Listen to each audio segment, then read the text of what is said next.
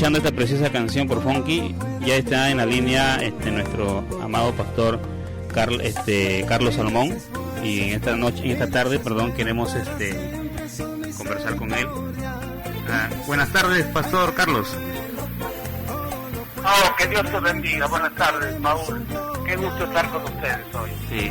Bienvenido a este programa, Un Encuentro con la Verdad, en Radio Cima 95.3 de la FM. El pueblo de Cayaltí lo está escuchando, pastor, y yo creo que esta tarde es una tarde maravillosa donde estaremos compartiendo algo muy nutritivo, algo que nos va a edificar a todo nuestro pueblo, a las iglesias que están en la plena sintonía de este programa, Un Encuentro con la Verdad, pastor.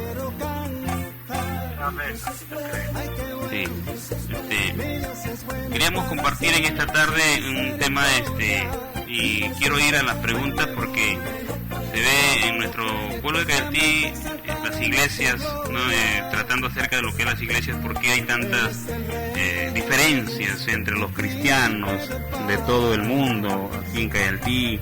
¿Por qué no hay unidad entre el pueblo de Dios? Es algo que realmente su respuesta de parte de Dios a través de usted es una respuesta que nos interesa. Yo creo que están a la expectativa de escucharlo, pastor, en esta preciosa tarde.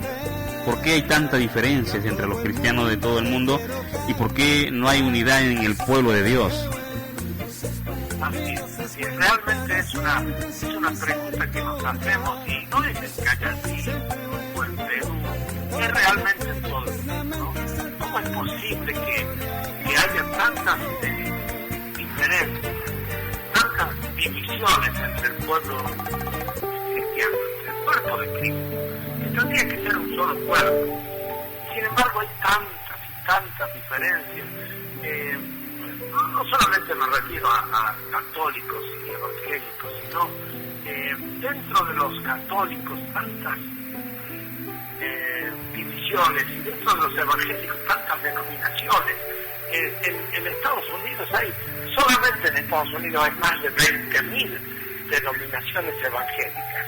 Y cada una vive su propia vida, su propia doctrina, ellos dentro de sí mismos se consideran una familia, pero excluyen al hermano de la otra denominación. Estoy hablando de denominaciones muy comunes que seguramente habrá allí en Cayaltí. Sí, claro que sí. Como bautistas, con pentecostales o hermanos. ¿Y por qué hay esta diferencia? ¿Por qué hay esta desunión? En primer lugar me gustaría leer la palabra en cuanto a esa oración maravillosa, esa oración intercesora de Jesucristo. Cuando en Juan 17, 20 dice: mas no ruego solamente por esto, sino también por los que han de creer en mí por la palabra de ellos, para que sean uno, para que todos sean como tú, oh Padre, en mí y yo en ti, que también ellos sean uno en nosotros, para que el mundo crea que tú me enviaste. Y luego el versículo 22 dice: la gloria que me diste yo les he dado, para que sean uno, así como nosotros somos uno. Hay un interés especial de Jesucristo, el Espíritu Santo que inspiró esta palabra, y el Padre que la recibe. Yo, versículo 23, yo en ellos y tú en mí, para que sean perfectos en unidad, para que el mundo conozca que tú me enviaste y los has amado a ellos como también a mí me has amado. Yo quiero terminar aquí en este punto: y los has amado a ellos como a mí también me has amado. Yo tengo la teoría, espero que sea de bendición, a mí ha sido de mucha bendición, sí, para mí, es entender nuestra relación con Dios bajo un principio fundamental. En lugar de establecer nuestra identidad de Dios en base a las premisas que conocemos de Dios. déjame que lo explico un poquito, porque... Sí, adelante, por favor, escuchamos. ¿Qué es una premisa? Una premisa es la característica de una persona que la anticipamos como verdad y forma parte de esa persona. Por ejemplo, premisas de nuestro Dios son que Él es omnipotente, omnipresente, santo, justo. Esas son premisas, o sea, características reales de nuestro Dios. Claro. Y que a mí me encantan conocerlas y me encanta conocer realmente todas esas características. Pero el principio fundamental de nuestro Dios es lo que Él define de sí mismo, y es el amor. Entonces, ¿cómo definimos las creencias de nuestra vida cristiana? Lo definimos a partir de una premisa de nuestro Dios, o lo definimos a partir del principio fundamental que es nuestro Dios, el amor. Porque realmente el principio fundamental es no ya una premisa, sino la esencia de su ser. El principio fundamental es la esencia del ser de Dios. Y primero de Juan lo dice con la extrema claridad: Dios es amor. Entonces, yo creo que todo está, o sea, la base de esta separación es que hemos establecido la conexión con nuestro Dios, no en base al principio fundamental que Él es amor, y el amor está sembrado a lo largo de todas las Escrituras. El amor echa fuera el temor. El amor cubre multitud de pecados. El amor nunca deja de ser. Claro. El amor está, creo que es el tema más tratado, ese principio fundamental.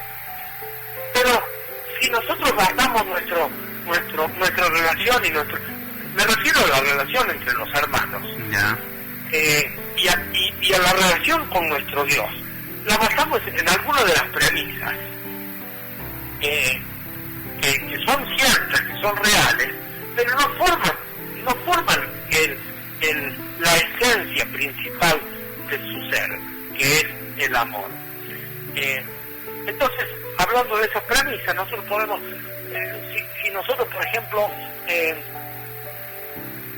hablamos de santidad.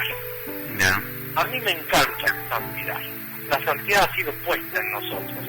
Y nosotros, como ha sido puesta, debemos experimentarla cada día y hacer que nuestras vidas sean cada día más santas. Pero lo que define la esencia de nuestro Dios como Padre, como ese ser que nos abraza, es el amor, no es la santidad. Por eso Él no estimó el ser igual a Dios Jesucristo, me refiero, según Filipenses capítulo, no estimó el ser igual a Dios como cosa a que aferrarse, sino que se despojó a sí mismo y se hizo semejante a los hombres. Fíjate aún, y estoy seguro que los oyentes lo van a comprender, que Él, como su principio fundamental en el amor, Él no tuvo ningún inconveniente, aunque santidad es una premisa de Él, no tuvo ningún inconveniente en hacerse el pecado en la cruz, por su amor a nosotros. Se hizo pecado para que nosotros fuésemos hechos justicia de Dios. Es decir, es tan maravilloso entender que la relación que nos debe unir a nuestro Padre y unir a nuestros hermanos es el amor. Claro que sí. ¿Entienden la diferencia, Paul, entre el principio fundamental, que es el amor, y todas las otras son premisas, claro. El amor, por supuesto, ¿no? Claro. el principio fundamental que es el amor, eso es lo que debe imperar en todos los cristianos, ¿no? El amor. Exactamente. El amor hacia nuestro Dios, hacia nuestro Padre, el amor hacia nuestros hermanos, el amor al mundo en el sentido de un mundo que se está perdiendo, llevarles el Evangelio. Claro que sí. Y atraerlos a Jesús. Hacer que el Espíritu Santo le revele esa maravillosa verdad del Evangelio. Claro que sí.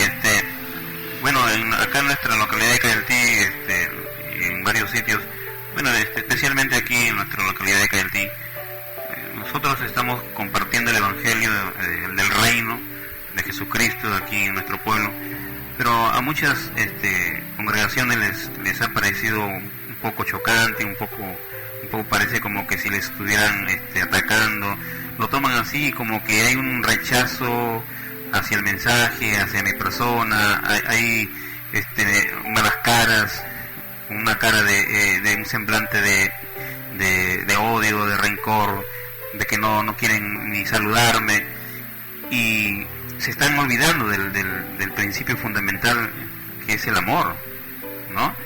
Entonces, justamente, ¿por qué ocurre esto? ¿Por qué ocurre esto, pastor? Ocurre justamente por eso que estamos hablando. A lo mejor a esas personas, a quién debemos amar y a quién debemos seguir mostrándole nuestra sonrisa, nuestro abrazo, nuestra preocupación por sus vidas. Tenemos que hacerle ver que el principio fundamental del amor es real en nosotros y hacerlo con ellos. ¿Cómo hacía Jesús? Padre, perdónalos, no saben lo que hacen. Claro. Pero Jesús lo llevaba hasta el extremo. Vino Judas, venía Judas con los soldados romanos a detenerlo, ya lo había traicionado, diciendo, al que ustedes vean que yo le doy un beso, ustedes lo detienen porque ese es el que tienen que matar. Y Jesús, cuando lo ve, la primera palabra que le dice, amigo. Es decir, para Jesús había su relación con la gente, su relación con sus discípulos, con el pueblo, era el amor. Era señalarles que había un Padre que ellos no habían llegado a conocer. A mí me sorprende maravillosamente una afirmación de Jesús que lo hace en Mateo capítulo 11, versículo 27, que dice, nadie conoce al Padre sino el Hijo, y a quien es que ha venido a darlo a conocer. Ese Padre de amor, ese Padre que toma a la mujer que la habían encontrado en el mismo acto de adulterio y le dice, yo no te condeno. Y dice, vete y no peques más. Cuando yo estudiaba este texto, vete y no peques más, en el griego, encuentro que esa afirmación de vete y no peques más es una realidad que Jesús le estaba mostrando a esa mujer, con que el amor que él la había rodeado, esta compasión infinita de Jesús, le daba la fuerza a la mujer para no volver a pecar, para no volver a caer en esa bajeza moral que se encontraba envuelta. Y lo mismo sucede con cada uno de los encuentros de Jesús. Cuando Jesús se encuentra con la mujer samaritana, la mujer samaritana era una mujer realmente menospreciada por su propio pueblo. ¿Por qué? Y bueno, porque era muy mal visto que una mujer haya tenido 5 maridos y el hombre que tenía ahora no era su marido, realmente era una mujer despreciada. Por eso nadie quería tener contacto con ella, por eso ella misma, Paul, siento con extrema claridad lo que me estás diciendo. me está diciendo, a veces me siento rechazado, a veces me ponen mala cara. Yo me imagino a esta mujer samaritana, ¿por qué estaba buscando agua en el pozo de Jacob al mediodía, en el horario más duro del día? Porque a esta hora no iba la gente al pozo.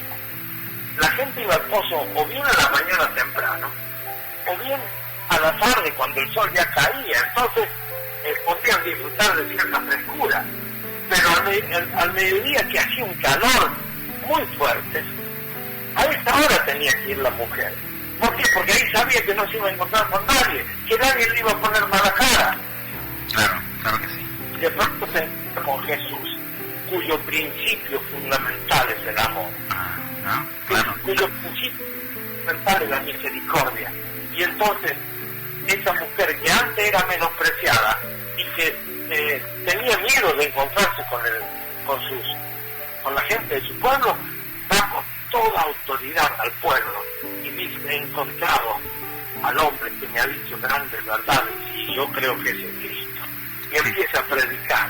Los samaritanos de esa ciudad lo invitan a Jesús, que se quede con ella, y ellos después de hablar con Jesús le dicen a la mujer: ahora ya sabemos porque le hemos conocido. ¿Qué ha sido lo que motivó a Jesús en cada una de estas circunstancias? Seguro que no fue ninguna de las premisas, sino que fue el principio fundamental, el amor. Que es el amor. Yo haría esto, Paul, sí, porque sé que vas a ser, sé que eres una columna en ese lugar para mostrar amor a la gente. Y la gente lo va a empezar a sentir, porque el mismo Espíritu Santo que hay en ti, hay en cada persona. Exactamente. Dígame, en la Apocalipsis capítulo 2 habla acerca de cuando le dice: yo conozco tus obras, que no soportas a los malos, y comienza a enumerarle sus obras de la iglesia, pero de repente le dice: pero tengo algo contra ti, que has dejado tu primer amor. Este primer amor está relacionado con el principio fundamental de lo que estamos tratando hoy día, esta tarde, pastor. Qué maravilloso, claro que sí. Primeramente, Paul, ya que tocas este libro de Apocalipsis, ¿no? Ya. Nosotros creo que hemos recibido de alguna manera una imagen distorsionada de lo que es el Apocalipsis. Exactamente. En mi caso yo no tengo televisión, no tengo televisión porque decidí hace muchos años no perder el tiempo y tengo tantas cosas para hacer. Pero hace muchos años, cuando todavía tenía televisión, empezaron a salir esas películas, como por ejemplo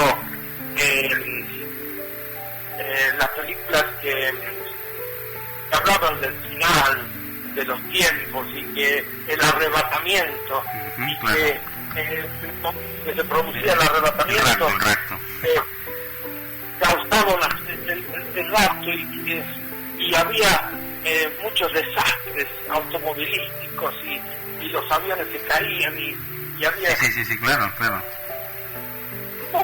Hemos creado a un Dios sin compasión, pero un Dios justo. Hemos creado un Dios que no le importa que mueran tantos miles de personas, pero un Dios santo. Claro. Cuando el principio fundamental, Dios es el amor. Sí. ¿Cómo es posible que Él totalmente distorsionado, ¿no? Totalmente. Porque eso es lo que nos enseñaron, que los aviones se caían, ¿no? Y porque el chofer el conductor era cristiano y de repente desaparecía y todos que estaban adentro morían. Es un Dios que no muestra la Biblia así, ¿no? Claro, y entonces la palabra, ¿por qué quería hablar de la palabra Apocalipsis? Porque al Apocalipsis le hemos asociado a un final, a una serie de juicios, a muchos dramas y el inicio de la gran tribulación y todas estas cosas. cuando en realidad la palabra Apocalipsis desde el griego, es una palabra griega, significa la revelación de Cristo. Y la revelación desde el inicio de la eternidad hasta el fin de la eternidad, que no tiene ni inicio ni fin, pero toda la revelación. Quiere decir que cada vez que vamos a estudiar el Apocalipsis hay que hacerlo con el entendimiento que el Apocalipsis es la revelación de Jesucristo. Y la revelación de Jesucristo desde este principio fundamental. Allí en Apocalipsis 13:8 habla del Cordero de Dios que fue inmolado antes de la fundación del mundo. Claro que ¿Por sí. qué fue inmolado antes de la fundación del mundo? Porque el plan de Dios era un plan eterno, maravilloso. Luego vemos en el capítulo 14 cuando el ángel envía un ángel que trae el evangelio eterno, la buena noticia eterna. Esta buena noticia que el principio fundamental de lo que Dios es lo que te va a mantener por toda la eternidad. Entonces, esto me han preguntado sobre el pasaje de Apocalipsis capítulo 2, cuando el mensaje que hace el ángel a la iglesia de Éfeso, al ángel de la iglesia de Éfeso, y dice, yo conozco tus obras y tu trabajo y paciencia, que no puedes soportar a los malos y has probado a los que se dicen ser apóstoles y no lo son, claro, y los has hallado mentirosos, y has sufrido y has tenido paciencia y has trabajado arduamente por amor de mi nombre y no has desmayado. Pero el versículo 4 dice, pero tengo contra ti que has dejado tu primer amor. Esto es maravilloso. Este es el principio fundamental que habían dejado esta iglesia de Éfeso. Y a mí me encanta ver las características de esta iglesia de Éfeso. Yo creo que hoy a muchísima gente en Cayaltí, a mí mismo aquí en Houston, me gustaría tener una iglesia así. Una iglesia, fíjate, Paulo, las características de arduo trabajo, paciencia. No se puede soportar a los malos. Has probado a los que dicen ser apóstoles y no lo son, y los has hallado mentirosos. Has sufrido, has tenido paciencia. Tremendo, ¿no? Sí, sí. Arduamente, no por interés personal, sino por amor de mi nombre. Y no has desmayado. ¿Cuántos pastores nos gustaría tener una iglesia así? Que tenga todas estas características. Pero hay algo que tengo contra ti, dice el Espíritu Santo. Y es que has dejado tu primer amor. Y yo, en mi primera época, sin que aún conociera con profundidad este evangelio, ni en hebreo ni en griego, yo pensé, bueno, ¿cuáles son las primeras obras que yo hacía en mi primer tiempo? Y bueno, yo salía a evangelizar y yo oraba y leía la Biblia todos los días y todas estas cosas que hace uno con su primer amor. Pero dije, bueno, entonces, y esto era lo que yo predicaba también, que si hermanos, volvamos a nuestro primer amor con Dios, volvamos a ese tiempo donde realmente testificábamos ante todos y todos los días y en todo momento, pero resulta que cuando aprendí este principio fundamental, descubrí que cuando el Espíritu le reclama de que habían dejado su primer amor, en realidad les estaba diciendo, me habían dejado a mí, porque yo los amé primero. Dice primero de Juan capítulo 4 versículo 19, dice, vosotros me amasteis a mí porque yo os amé primero. Yo en mi primer amor, en estas obras que hacía al principio, era yo mi esfuerzo, mi cuidado, mi paciencia, pero me había olvidado que es Él el que hace todo. Es Él el que me lleva, es el que me fortalece, es el que me cubre con su amor y me abraza. Me había olvidado, después de muchos años de creyente, de que era Él el que me había amado primero, de que Él iba delante de mí ante cada situación, de que Él era el que me sostenía en cada momento. Qué bueno, qué bueno. El reclamo que le hace el Espíritu a la iglesia de Éfeso es que se habían olvidado que todo es basado en el amor de Él, porque el amor de Él es lo primero. Cuando me encanta el Salmo 89 y en el versículo 14 dice: justicia y juicio son el cimiento de tu trono, pero misericordia y verdad van delante de tu trono. Es decir, justicia, juicio, santidad, son cimientos, son premisas de nuestro Dios, pero la misericordia no. Y la verdad, que habla siempre, la verdad habla de, cada vez que yo veo la palabra verdad en la Biblia, pienso en Jesucristo, porque Jesucristo dijo: yo soy el camino y la verdad y la vida. Así es. Entonces, la misericordia, es decir, ese amor de Dios, y la verdad, que es la presencia de Jesucristo, van delante de su trono, van mucho más por encima, son primero, mucho antes que la justicia y juicio, mucho antes que la omnipotencia y la santidad. Primero está la misericordia, la compasión, todas las características del amor, porque el amor es el principio fundamental que define a Dios. Pastor, que define a nosotros. Sí. Me parece interesante y me encanta cómo usted ha definido y lo ha explicado la palabra premisa, porque nos está dando a entender y que las personas, los cristianos, se han enfocado mayormente en las premisas y no en el principio fundamental, que es el amor. Esto es lo que yo entiendo, y yo creo que Dios les está revelando a muchas personas aquí en nuestra localidad de Cajaltí, en este programa Un Encuentro con la Verdad, de que mayormente se han enfocado en las premisas, ¿no? Y no en el principio fundamental, que es el amor. Si todos nos enfocaríamos en el amor, pues la cosa sería muy diferente, sería muy distinta. Por eso que la pregunta de esta tarde era: ¿por qué tanta diferencia entre los cristianos de todo el mundo y por qué no hay unidad? Porque se ha enfocado en las premisas y no en el principio fundamental, que es el amor, porque el amor todo lo puede, como usted acaba de decir, que lo dice en Corintios, ¿no? En 1 Corintios 13, todo lo soporta, todo lo puede.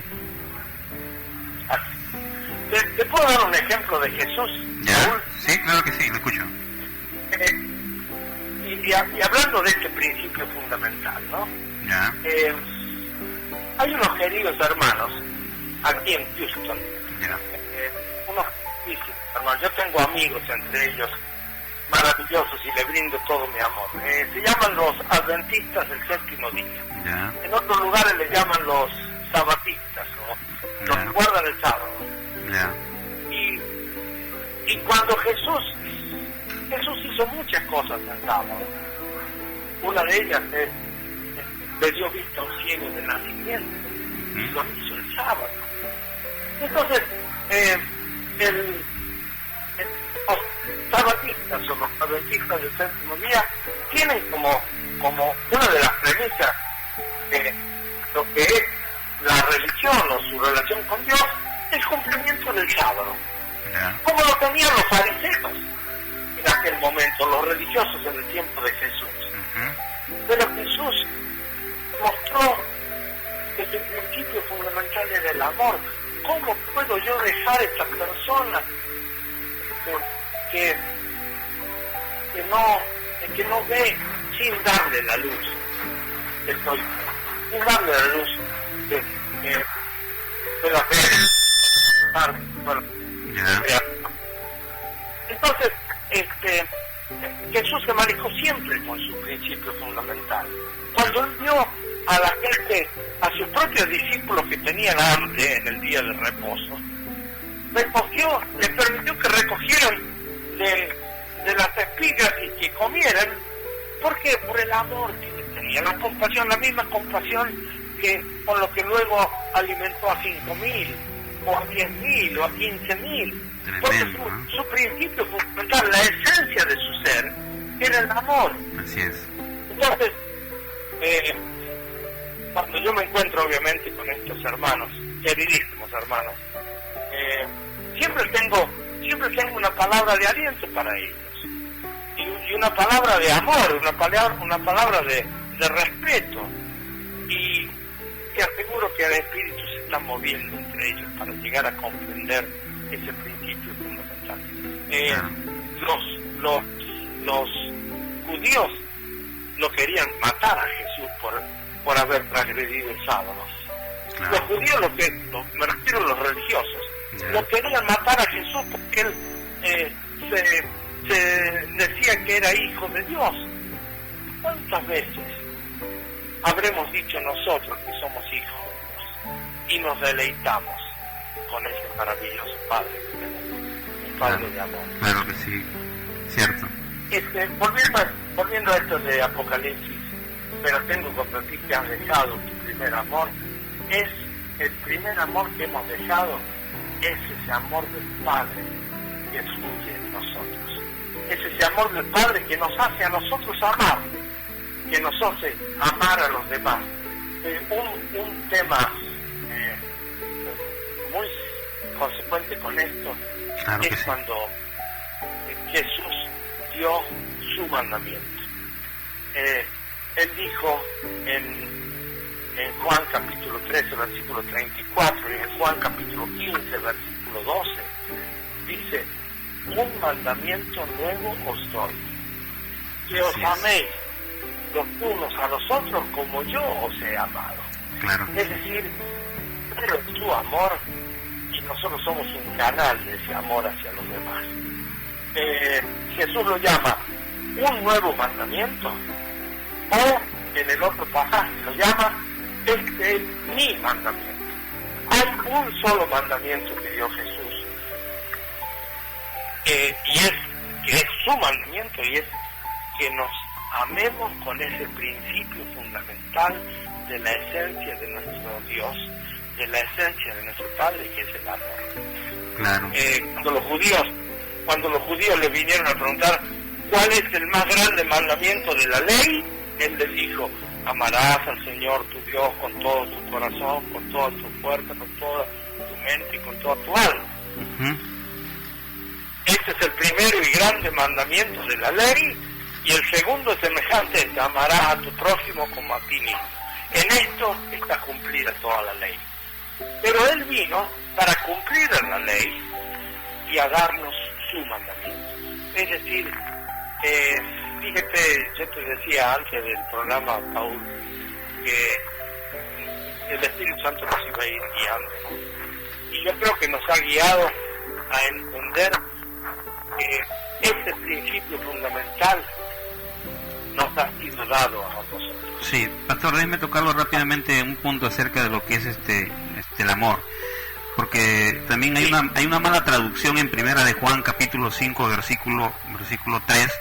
Pues este es el amor de Dios, que guardemos sus mandamientos.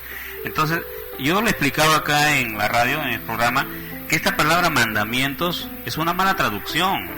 La palabra ahí es la palabra griega, es entolí, y es un singular, ¿no? Es mandamiento, y se refiere al mismo principio, ¿no? Fundamental, que es el amor. No es mandamientos, sino es mandamiento. ¿Es así correcto? ¿Está correcto?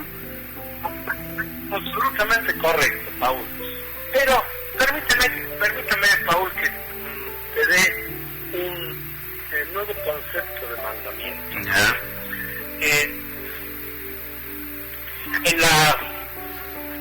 En las mejores escuelas militares, ¿ya? de Estados Unidos.